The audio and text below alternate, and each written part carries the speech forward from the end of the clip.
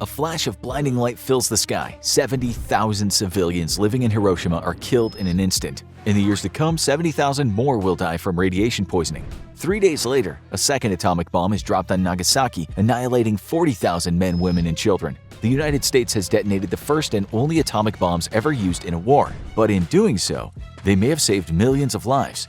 Did the end justify the means? The answer to this question will make you sick to your stomach and question your morality. On December 7, 1941, Japanese forces bombed Pearl Harbor. Bombs dropped from the sky, slamming into the hulls of U.S. naval ships. The Japanese frantically searched the waters for their main targets, but they were nowhere to be found. The goal of the attack on Pearl Harbor was to destroy the United States Pacific Fleet, and the only way to do that was to eliminate its aircraft carriers. However, several of the ships were not docked at the naval base at the time of the attack, as they were out on assignment in the Pacific. This included 3 aircraft carriers that the Japanese were hoping to destroy. Over 2,400 Americans lost their lives during the surprise attack. From that point on, most of the American population wanted revenge for the men lost at Pearl Harbor. In fact, this single moment in history would set in motion events that would result in the deaths of millions over the course of 3.5 years. After entering World War II in the Pacific, the United States was forced to play a deadly game of cat and mouse with Japan. Their armies hopped from one island to the next, costing men and resources. The goal of each side was to control as much of the Pacific waters as possible. For the United States, it was a matter of maintaining a foothold in the region to launch attacks on Japan's main island and end the war. For the Japanese, it was a battle to keep control of their power and force the United States back across the Pacific to their mainland. There were massive amounts of casualties on both sides. Civilians that inhabited the islands of the Pacific and East Asia were caught up in a war they had no desire to be in. Unfortunately, they did not have the power to stop the two nations from ravaging their homelands. Neither side would back down, so drastic decisions needed to be made. The decision to drop the atomic bombs on Japan started with the most bloody conflict in the Pacific, the Battle for Okinawa. U.S. forces made their way closer and closer to Japan. The Japanese knew that if they lost Okinawa, an invasion of their homeland was imminent. Each side had everything to lose when the battle started. The U.S. codenamed the incursion of Okinawa Operation Iceberg. On April 1, 1945, the United States launched the largest amphibious assault in the history of the Pacific Theater. Boats and amphibious vehicles cruised through the water loaded with soldiers. When they reached the shores of the island, the ramps lowered and Marines flooded onto the beaches. They immediately met heavy resistance. The Imperial Japanese Army already had a stronghold on the island, and they would not give up so easily. In fact, the Japanese would rather fight to the very last man than surrender this strategic location. The main objective for U.S. forces was to take Kadena Air Base, which would serve then as a launching point for Operation Downfall, the name given to the invasion of Japan. Thousands of Allied ships, planes, and vehicles carried out attacks across the island, but the Japanese were dug in and ready. They launched kamikaze counteroffensive and made sure to strike key targets to slow the Allied advance. It was a bloodbath for both sides. The Battle of Okinawa resulted in the highest number of casualties of any battle in the Pacific. It's estimated that somewhere around 160,000 military personnel died while fighting for control of the island. The United States lost close to 50,000 men, while Japan lost somewhere between 80,000 and 115,000 people. The saddest part is that the biggest loss of life was for the Okinawans themselves. Nearly half of the 300,000 people who lived on the island before the attack died during the battle. Some were forced to enlist in the Japanese army, while others were innocent victims caught in the firefights and bombings that took place across the island. After months of fighting, the United States secured victory on the island and gained control of the airfield. However, even once the majority of Japanese forces were defeated, the Americans still had to contend with guerrilla fighters and small Japanese units sprinkled around the island. They would hide in the forests and sabotage U.S. operations whenever an opportunity presented itself. Patrols often found themselves being ambushed out of nowhere as they let their guard down thinking the enemy threat had been dealt with. In fact, some Japanese soldiers never received word that the war had ended and continued fighting for many years after Japan surrendered and World War II was officially over. The loss of life and military assets during the Battle of Okinawa gave U.S. intelligence pause. If the Japanese were able to inflict such damage on a small piece of land hundreds of miles away from their main island, what would it cost Allied forces if they were to invade Japan itself? The loss of life would be unimaginable, and it was hypothesized that it would take years to finally subdue Japanese forces. If there was another way to force Japan into surrendering, the U.S. needed to find it quickly. As the Battle of Okinawa raged on in the Pacific, President Franklin Delano Roosevelt died of an intracerebral hemorrhage in the brain on April 12, 1945. Harry Truman was sworn into office as the next president of the United States and immediately started making difficult decisions about the war in the Pacific. After word reached Truman that Okinawa had been secured at great cost, he tasked his advisors with finding a way to force Japan to surrender, and he wanted it done with minimal U.S. casualties. Unfortunately, at the time, there was no good option.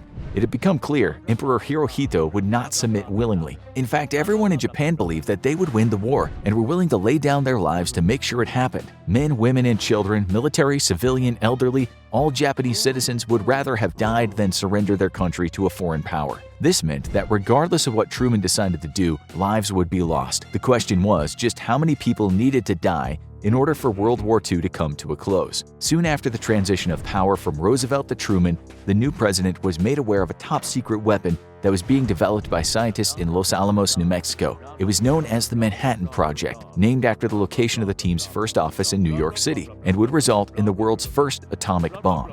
After the successful test of the first nuclear bomb ever created on July 16, 1945 at Alamogordo bombing range, Truman believed that the atomic bomb could be his only way to force Japan into surrendering. Truman asked a committee of advisors led by the Secretary of War Henry Stimson to determine if using the atomic bomb on Japan was the best course of action to end the bloody war. After seeing the devastating effects of the nuclear explosion, the committee did not take this task lightly. They knew that if the U.S. detonated an atomic bomb on Japanese soil, the civilian casualties would be immense, but it was determined that an invasion of Japan would be even more costly for both sides. Most of the committee concluded that the bomb should be used. Stimson was a huge advocate that this was the right decision. So under the advisement of the committee, President Harry Truman issued the Potsdam Declaration on July 26, 1945, which called for the unconditional surrender of Japan. Truman warned that if the Japanese emperor did not comply, there would be prompt and utter destruction. There was no way that the Japanese leaders could have known what Truman was talking about, as they had never seen a nuclear explosion before or even knew that such a bomb existed. This is one of the main problems with trying to justify using the atomic bomb.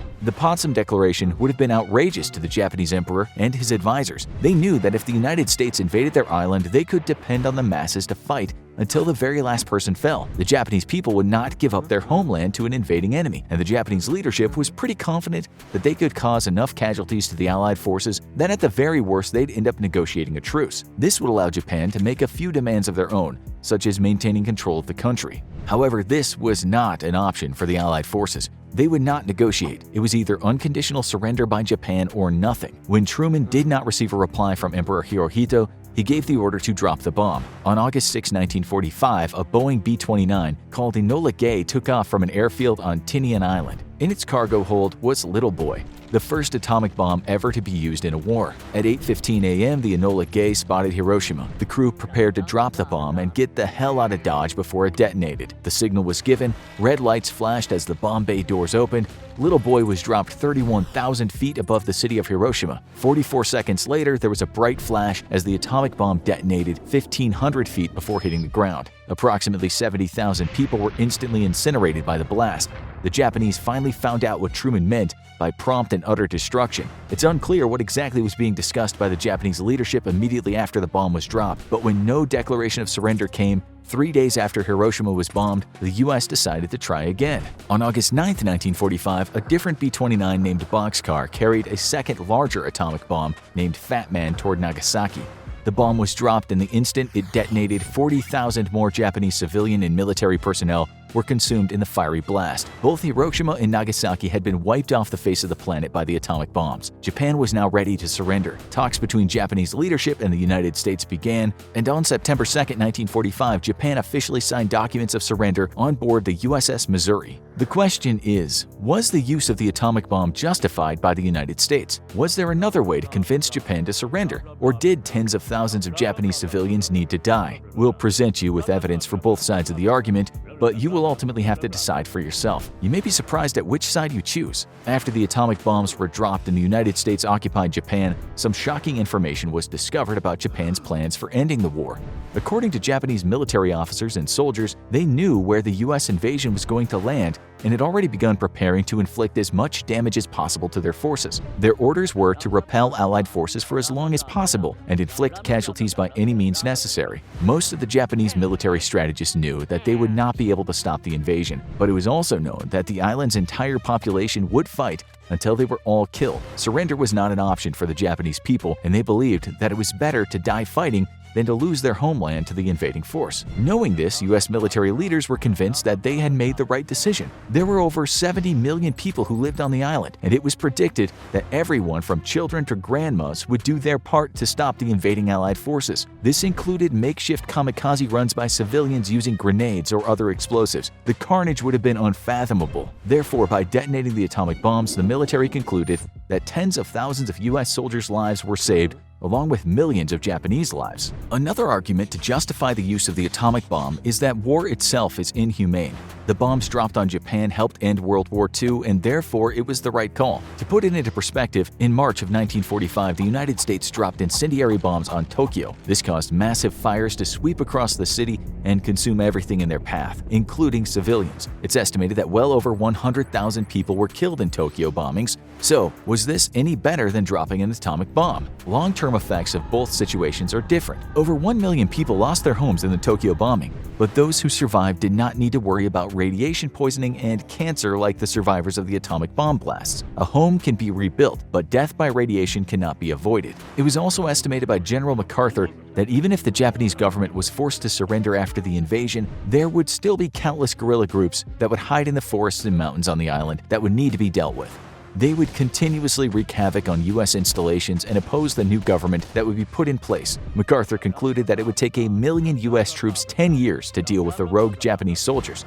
At that point, the war might have been over on paper, but the battle would still continue for U.S. soldiers stationed in Japan. It's also important to note that many Japanese people still thought they could win the war even after the atomic bombs were dropped. The emperor himself needed to declare the war over, or the people of Japan would keep on fighting. The atomic bombs forced the Japanese leadership to concede and to tell their citizens they had lost the war, and it was now time for peace. This led to several civilian and military groups taking up arms and revolting against their own government, as they believed there should be no surrender. But these attempts to overthrow the government were put down by the Japanese military, and the unconditional surrender commenced. A less strong argument for using the atomic bomb, yet one that Harry Truman used after he left office, was that Japan started it. This might sound childish, but many Americans wanted revenge for what the Japanese did at Pearl Harbor. In 1958, the City Council of Hiroshima passed a resolution condemning Truman for ordering the atomic bomb to be dropped on their city. Truman responded that he did not blame the council for condemning what he did, but he claimed the United States had been shot in the back, referencing the attack at Pearl Harbor. He concluded in his letter back to the council that the atomic bomb saved hundreds of thousands of American and Japanese lives. Therefore, it was justified. Some historians think that the American people would have forced Truman to use the atomic bomb even if he had decided not to initially. As more and more American soldiers died in the war and information about the successful test of a nuclear bomb in New Mexico got out, the public would have pressured Truman to use the new weapon of mass destruction, or they would be happy to elect someone in the office who would. It's hotly debated whether demonstrating the capability of the atomic bomb by dropping it on an uninhabited piece of land for the Japanese to see would have been enough to cause them to surrender. Many scientists in Truman's initial committee of advisors believed that this show of force would indeed have been enough. However, the military personnel felt differently. The Japanese people were so invested in the war that merely demonstrating the atomic bomb's potential might have been seen as an empty threat. Therefore, it was concluded that the bomb must be dropped on a city that had military significance. The decision of which cities to bomb did not fall to Truman but to military leaders. Both Hiroshima and Nagasaki were chosen because they had military manufacturing facilities. However, this does beg the question: why couldn't the bomb just have been dropped on a military facility away from any major cities? There were plenty of Japanese bases that were isolated from civilian populations. So why couldn't one of those have been the target? This question has also been debated over the decades without any clear answer as to why hitting a military base couldn't have been tried first. That brings us to an unsettling idea. Maybe dropping the atomic bombs on 2 Japanese cities was not justified. The main reason why many believe that dropping the atomic bombs was unethical is that the US military intentionally targeted civilian populations. Many believe that the United States used terrorist-like tactics to force the Japanese government to surrender. Even current military ethics courses in the United States make justifying the dropping of atomic bombs difficult. When tough decisions need to be made during war and collateral damage is inevitable, the proportionality of benefit to cost needs to be weighted. It's agreed upon by many military officials and historians today that the destruction of military targets at Hiroshima and Nagasaki was nowhere near proportionate to the loss of civilian life. This makes dropping the bombs on these cities an unjustifiable choice. For people who think dropping the atomic bomb was necessary, but a military target should have been chosen, it's often cited that the bomb should have been dropped in the southern part of Kyushu. It was here where Japanese troops were massing to mount a defense against US invasion. Not only would this have been a strategic significance, but it would have minimized the civilian casualties by targeting an area that was mostly filled with military personnel. And although some believe that dropping a demonstration bomb wouldn't have resulted in Japan surrendering, not everyone sees it this way. If the United States had detonated a bomb where high-ranking Japanese officers could see it, it's very plausible they would recommend to the emperor that peace talks should begin immediately. Also, if a demonstration didn't work, the next option still wouldn't have been to blow up a city full of civilians, as they could have tried dropping a bomb on a military base first. But the fact that the first target was a densely populated city where 70,000 people were obliterated by a single bomb seems like an extreme first choice when there were other more justifiable options. Many historians also believe that if a demonstration atomic bomb was used, the Emperor of Japan would have been willing to enter negotiations, although it's probable the US would have refused this option as they wanted Japan's unconditional surrender. But it's been argued that if the United States had been willing to negotiate, Japan would have come to the table after an atomic bomb demonstration. In fact, even without a demonstration, it's thought that most high-ranking officials in the military and government already knew the war was lost, so it's not out of the realm of possibility that if the United States had been willing to let Emperor Hirohito stay in power, Japan would have surrendered. This would have been possible without the mass murder of over 100,000 civilians by atomic bombs. But there was another factor that would have almost certainly led to the surrender of Japan.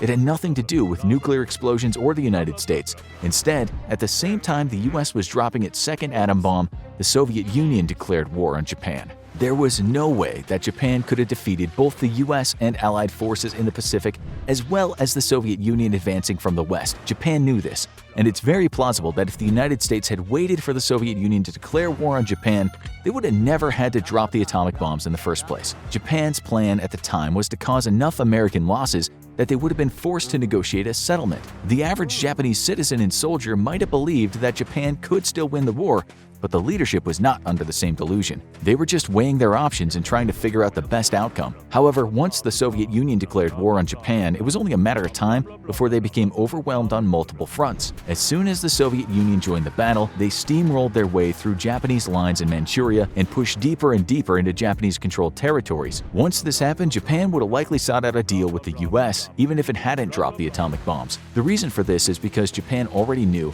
that if the Soviets invaded, it would have been a very different type of occupation than if the United States was in charge. Japan likely already had information about the way that occupied territories in Europe were being treated by the Allies versus the Soviets. The Soviets did not have the best reputation. They tended to incorporate territories into the Soviet Union and then brutally strip them of their national identity. Knowing this, Japan might have seen the occupation by the United States as a better option if they were to surrender. And since the Soviets were closing in quickly, Japan might have reached out to the US and surrendered even if the atom bombs hadn't been dropped. And if this is the case, the atomic bombs dropped on Hiroshima and Nagasaki were not justified at all. There is no doubt at the time that the majority of the American public believed using the atomic bomb was completely justified. In fact, a Gallup poll that was conducted almost immediately after the bombs were dropped in 1945 found that 85% of Americans approved of the decision. This is a huge amount of support, which might be why Truman felt pressure to give the order. It's important to remember that although Truman authorized the use of atomic weapons, a committee of military personnel made the decision of where to strike. In a Pew study conducted in the last several years, the sentiment of the American people has changed drastically about the use of atomic bombs on Hiroshima and Nagasaki.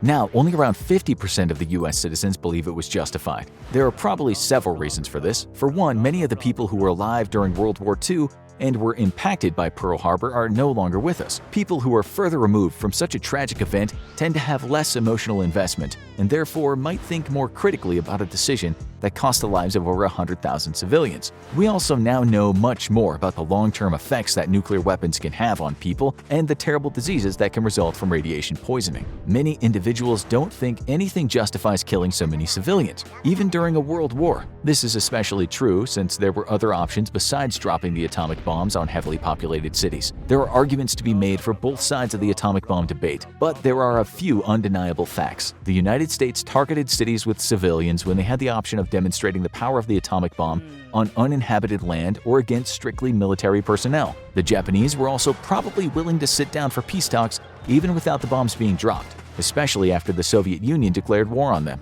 All that being said, the atomic bombs definitely played a major role in forcing Japan to surrender and ending World War II. If the United States had invaded the main island of Japan, many more people would have died than perished as a result of the atomic bombs. And this does not necessarily justify the use of atomic weapons on Hiroshima and Nagasaki, but it does make you think if it was the best option in a really bad situation. Now watch What Was It Like to Be a Kamikaze Pilot? Or check out What If There Was a Nuclear War Between the US and Russia?